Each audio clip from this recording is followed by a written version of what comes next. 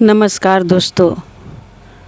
आज मैं बहुत ही खूबसूरत, बहुत ही सुंदर जितिया का कथा व्रत लेकर आई हूँ। अच्छा लगे तो लाइक शेयर करें एंड लास्ट तक कथा सुनेंगे तो बहुत अच्छा लगेगा। एक विधवा औरत थी। वो हमेशा जितिया व्रत रखती थी। हमेशा नहाए खाए करेगी, जितिया व्रत रखेगी। सब कोई कहता कि इसका कोई नहीं है, फिर भी ये जितिया व्रत रखती है। किसी बात का बुरा नहीं मानती। वो हर साल जितिया व्रत रखा करती थी। तो भगवान ने सोचा कि हर साल जितिया व्रत रखती है, लेकिन मैं बच्चा इसको दूँ तो कैसे दूँ। भगवान सोचने लगे किस रूप से इसको बच्चा दिया जाए। तब भगवान ने उसके हाथ में फोड़ा कर दिए। वो हाथ फोड़ा बड़ा होते गया, बड़ा होते गया, बड़ा होते गया। जब 9 महीना हो गया तो वो फोड़ा अपने से ही फूट गया। तो उसमें से एक छोटा सा मेढक निकला।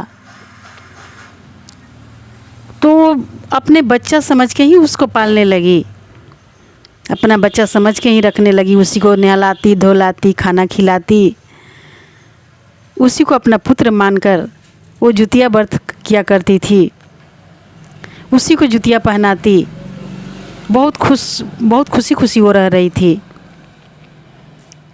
जब वही नहाए खाए का दिन आया तो बोली कि मेरे घर तो आटा वाटा कुछ नहीं है, ना कपड़ा है, ना नया कपड़ा है, ना आटा है, ना चीनी है, ना घी है। मैं उठंगन कैसे बनाऊं?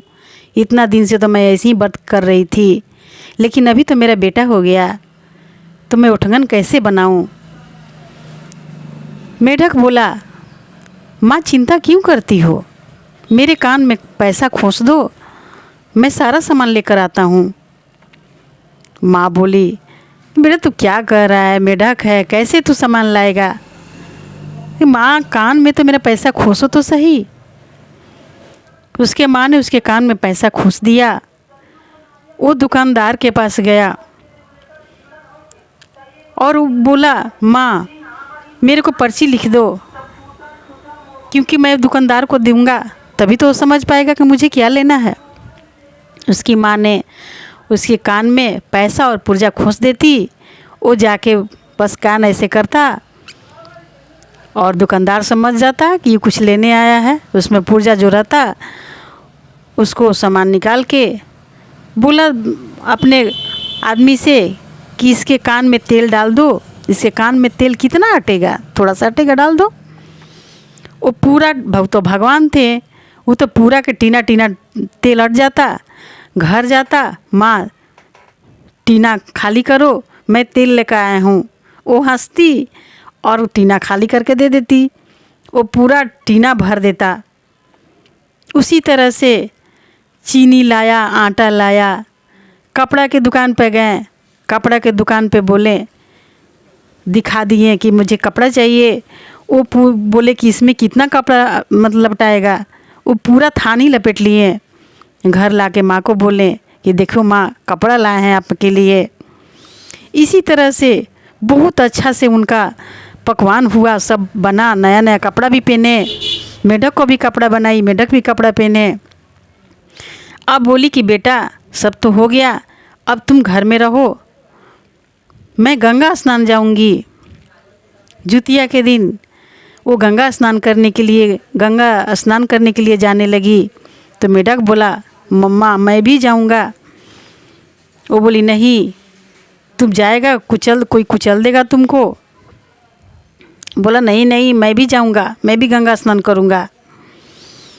वो बोली नहीं। ज़बरदस्ती उसको घर में ताला बंद कर दी और खुद चली गई गंगा स्नान करने। मेढक ने देखा माँ तो ताला बंद कर दी, लेकिन वो तो मेढक था। अपना नाली से निकल गए, नाली से निकल करके और जाके गंगा स्नान करने लगे। छाल निकाल करके छाल वो अपना रख दिए साइड में और गंगा स्नान करने लगे। जब वो गंगा स्नान कर रहे थे तो उसको बहुत आदमी देख लिया कि ये तो लड़का है, छाल पहन के रहता है। तो फिर अपना छाल डाले और नाली के रास्ते से माँ से पहले हाजिर हो गए। माँ बोली आई और बोली कि मैं गंगा स्नान करके आ गई, बाबू मैं तुमको भी नहला देती हूँ। मेढक सर हिलाया, नहीं मैं नहा लिया। बहुत खुशी खुशी वो अपना जुतिया व्रत की।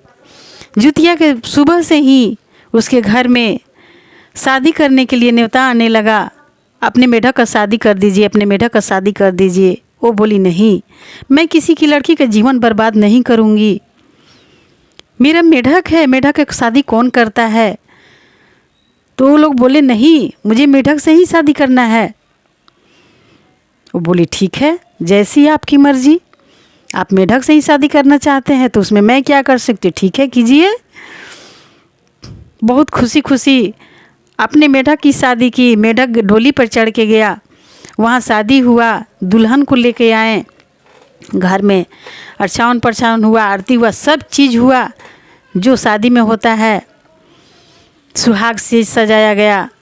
उस दिन रात में दुल्हन को बिठाया गया, सब कुछ सो गया तो मेढक गया और अपना छाल उतारा और पत्नी के साथ अपना रहने लगा।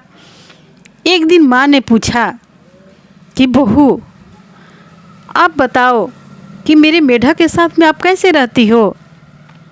बोली मम्मी आपको नहीं पता, वो मेढक नहीं है, वो तो बहुत खूबसूरत एक नौजवान है, बहुत अच्छे हैं वो, आप देखना चाहेंगी। माँ बोली बिल्कुल, मुझे भी दिखाओ, मेरे बेटे को दिखाओ, मैं तो अभी मेढक के रूप में देखी हूँ। बोली ठीक है। अगली रात वो जब सो गए तो माँ को तो नींद आ नहीं रहा था, माँ को तो अपने बेटा को देखना था, बहू को भी नींद नहीं आ रहा था क्योंकि सासू व माँ को दिखाना था। जब वो सो गए छाल उतार के, तब उन्होंने दरवाज़ा खटखटाया तो बहू ने उठी, दरवाज़ा खोल दिया और दिखाया कि माँ देखिए ये छाल है, ये आपके बेटे हैं। वो देखकर उनकी आंखों में आंसू आ गया। वो बहुत खुश हुई, बोली ठीक है बहू मुझे छाल दे दो। छाल लेकर के वो आग अपना जलाई, उसमें छाल को जला दी और दरवाजे पर सारा रात खड़ी रही कि बेटा कब उठता है, कब बाहर आता है। जब सुबह हुआ, बाहर माँ खड़ी है, बेटा छाल खोज रहा है, छाल कहाँ गया, छाल कहाँ गया, छटपटा रहा है, छाल कहाँ गया। तब दरवाजे से माँ आवाज़ लगाई, बेटा अब बाहर आ जाइए, अब मुझे असली रूप दिखाइए, अब मैं आपको देखना चाहती हूँ, आपको गले लगाना चाहती हूँ। तब बेटा ने आके पैरों पर गिर गया, बोला माँ मैं जितवाहन गोसाई हूँ, मैं सूर्य पुत्र हूँ। मुझे सूरज भगवान ने बोला था कि आपको छुप के रहना है, नहीं तो माँ का शिकायत होगा, सब कोई माँ को बोलेगा कि बच्चा कहाँ से आया, इसलिए मैं छुप के इतना दिन से रहा। माँ बोली कोई बात नहीं है बेटा। बेटा को माँ ने गले लगा लिया, बोली कि माँ जितना दूर तुम बता सकती हो उतना दूर बताओ कि मैं जितवाहन गोसाई हूँ, जो भी मेरा व्रत करेगा उसका बच्चा दीर्घायु होगा। बोलो जितवाहन गोसाई की जय, बोलो सूर्य भगवान की जय।